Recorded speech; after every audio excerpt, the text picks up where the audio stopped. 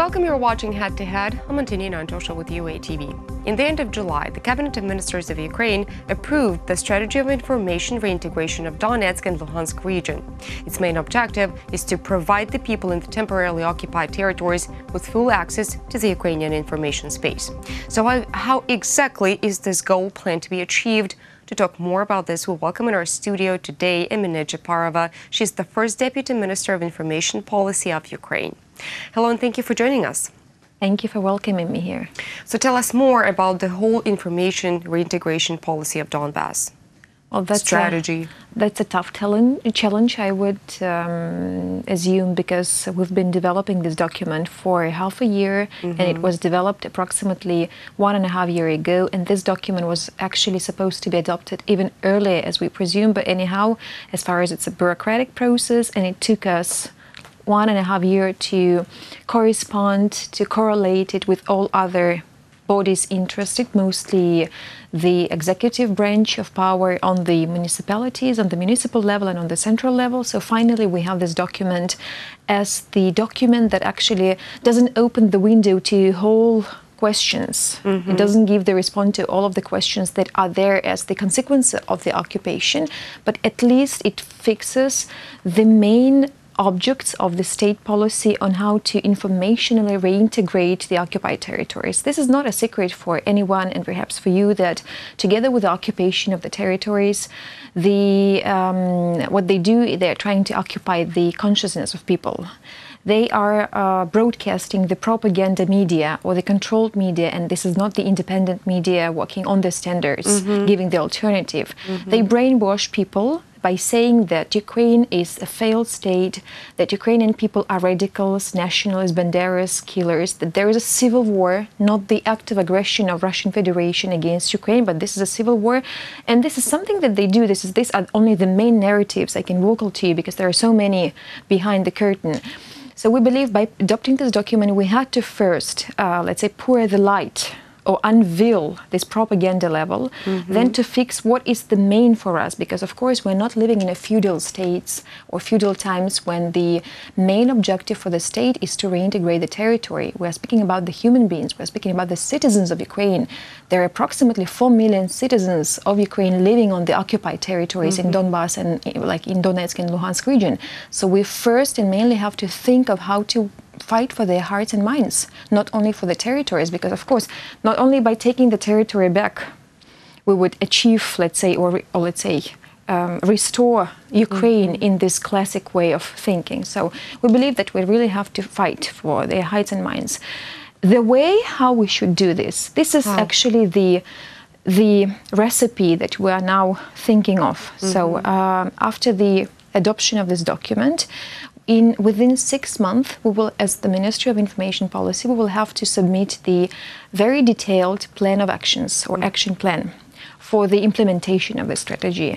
And then after it would be adopted, we will, let's say, approve the certain budget for the implementation of this detailed plan. The only thing is that I want to admit is that the ministry is been implementing the strategy for the 2nd year, actually, let's say by having the communication campaigns on showing Donbas as the part of Ukraine. Like based on a very concrete historic facts. We call it Літопис Українського Донбасу. So this is actually the history of Donbas as the part of Ukraine, because it is also one of the, let's say, Soviet myth that Donbas people are the Russian people, or let's say that there is a certain claim or certain historic ties, like they do with Crimea, saying that this is a historically Russian land. So something like similar they're trying to do with Donbas, and our actually aim is to show that Donbas was traditionally, economically, culturally a piece of land, territory, the space of Ukraine. Then we produced the newspaper, Donbas Inform. We printed 500,000 pieces every month. We, let's say, spread this newspaper on the controlled territories, on the front line, and also try to spread it on the occupied territories. And it's mostly not only about just the news, what is happening in Ukraine, but also about the services that the state is offering today in terms of the education, in terms of the documents, in terms of the assistance, social assistance, and many others. So also we produced approximately 10,000 books only within a year about Ukraine, about Donbas. It's also the books that we produce, we're not only printing it in Russian or Ukrainian language, but it's also in many other languages, mostly English, because one of the target audiences of the strategy is also the international community that is also, let's say, under this propaganda, like let's say watching Russia Today or Sputnik or other Russian media that claim that there is a civil war, that Ukraine is a failed state, that Ukrainian people are the radicals, that the government of Ukraine is not credible, and many, many others. Speaking of media, I know it's too early to ask because there is no action plan yet, but maybe you can give us a peek on what is the process? How do you plan to get Ukrainian media back on track in occupied territories, to get them broadcasting again? That's the most difficult issue because it consists of so many institutions involved in this process that we call the restoration of the Ukrainian signal, the restoration of this Ukrainian system of television and radio broadcasting. So when they occupy the territory, they also occupy the infrastructure. These are very specific things like TV towers, frequencies that, by the way, belong to Ukraine and were coordinated and, let's say, approved by the ITU, International Telecommunication Union in Geneva, is the United Nations part, right? So, but nevertheless, they use the Ukrainian frequencies in order to bring the propaganda signal there.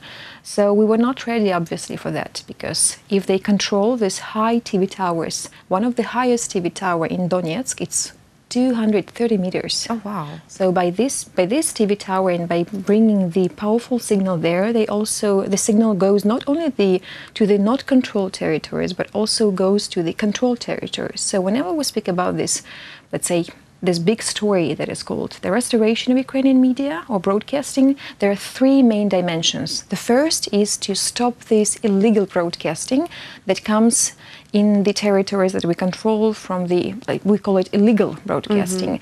And I really pledge our international partners to not manipulate, because sometimes in terms of this, sacred democratic framework, it's not about the jamming or stopping the access to the information. It's about stopping the illegal broadcasting, because what they do is obviously the violation of all imaginable and unimaginable international laws and regulations.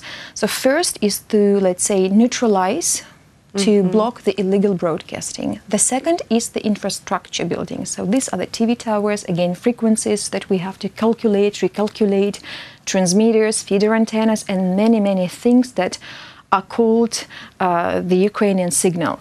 So we do it within the commission that was organized within the Ministry of Information Policy, and we're happy that it's a quite efficient instrument, because we have the National Council on TV and Radio Broadcasting involved in the process, the Ministry on Occupied Territories, and many others. So today, every single step in terms of starting from the building of the infrastructure, ending up with this bringing of the Ukrainian media, TV or radio to the physically the signal, it is conducted within this commission. And also the regime that is today, we facilitated, if before 2014, if you are, let's say, a broadcaster and want to broadcast to Donbas, let's say, it would take you over 2 years to implement this idea, because all of these bureaucratic procedures, coordinations, it took a while. And now, because of the law, we produced draft law, and it was adopted by the parliament half a year ago. There is a special regime of the temporary orders that, let's say, minimize the time. So today it's approximately 3 months. It takes 3 months to bring the signal. So we have also the success stories as 2 TV towers that we launched in Kramatorsk, in Karachun. This is the symbol of Ukraine, as local inhabitants believe, and also the second in Bakhmutivka, the Luhansk region. And these TV towers were actually in order to optimize the broadcasting on mostly the territories that we control. We are planning to build up at least 2 more TV towers. I cannot give you the places where because of the security reasons, and also to get one TV tower a bit taller than it is now. So by doing so, The plans are to bring more, let's say, to bring the Ukrainian signal to the occupied territories. We have it now, but it's not enough. Not enough, yes. Tell us about the Media Teens initiative. Yeah, this is actually the pilot project, something that we've been nourishing within the ministry employees, because this is something that is about building up the open society from one hand and secure society from another. One of the most and biggest challenges all over the world, not only in Ukraine, because of the social media, is about filters that we have. I mean, we may consume tons of information, but we never have a chance to find out if this or that information is a truth information. We cannot, let's say, find the inner filters whether we could trust to the certain, let's say, source of information. So this project is about raising this awareness within the teens. So the age of the participants is approximately 15-16 years. We also teach children how they could produce news. Again, using social media. How could they tape or video or record something, how they can cut the piece, how can they follow this piece with this text or make the pictures. So it's about very practical instruments in terms of making the pieces of news, in terms of promoting it, in terms of the security in the social media, starting from Facebook, ending up with Instagram, because these are also the challenges. So the idea of this project is, from one hand, to teach teens how they could be active in terms of highlighting the world that they witness every day, but at the second hand, from another point of view, on how they could be secured in terms of the tons of information that they may consume every day. Thank you so much for coming. Thank you. Thank you for this interesting conversation. Thank you. That was Emine Dzhaparova. She's the first Deputy Minister of Information Policy of Ukraine. Thanks for watching. Stay tuned with UATV for the rest.